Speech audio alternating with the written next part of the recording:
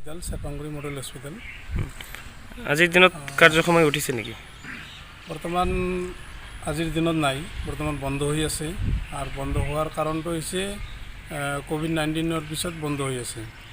COVID-19 যেতিয়া opening হৈছিল তেতিয়া কেইদিনমান আছিল যদিও কোভিড-19 পিছত বন্ধ হৈ আছে।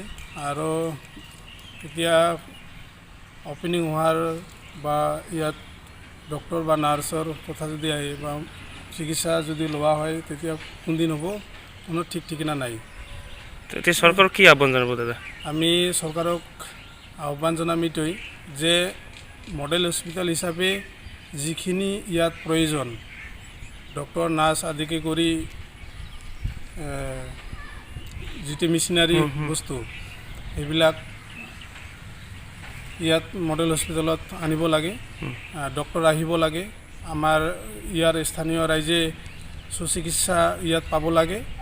আমি চৰকাৰৰ ওচৰত বা স্বাস্থ্য বিভাগৰ ওচৰত বা আমাৰ অসমৰ মুখ্যমন্ত্ৰী ডক্টৰ হিমন্ত বিশ্ব শৰ্মাৰ ওচৰত আমি দাবী জনাম যাতে আমাৰ মডেল হস্পিটেলত চেৰপাংগুৰি মডেল হস্পিটেলত আমাৰ ডক্টৰখিনি যাতে আমি পাওঁ আৰু কি স্থানীয় ৰাইজ হিচাপে আমি এইখিনি অনুৰোধ জনালোঁ।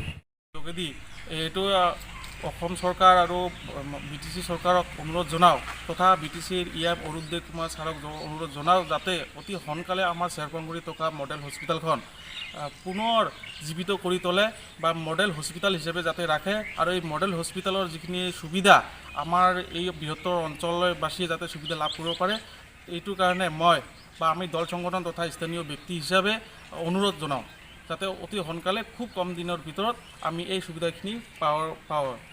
আমি আমাৰ নজৰত 2019 চনত যদিও অপেনিং হৈছিল, কৰোণাৰ কালক্ৰমত অত বন্ধ আছিল, আমি ইমান ভিতৰৰ কথাখিনি গম নাপাওঁ।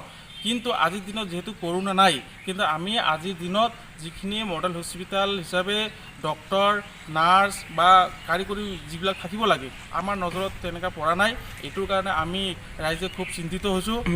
চিন্তিত হৈ কেনে আপোনাৰ চেনেলৰ যোগেদি আমি অনুৰোধ জনাওঁ।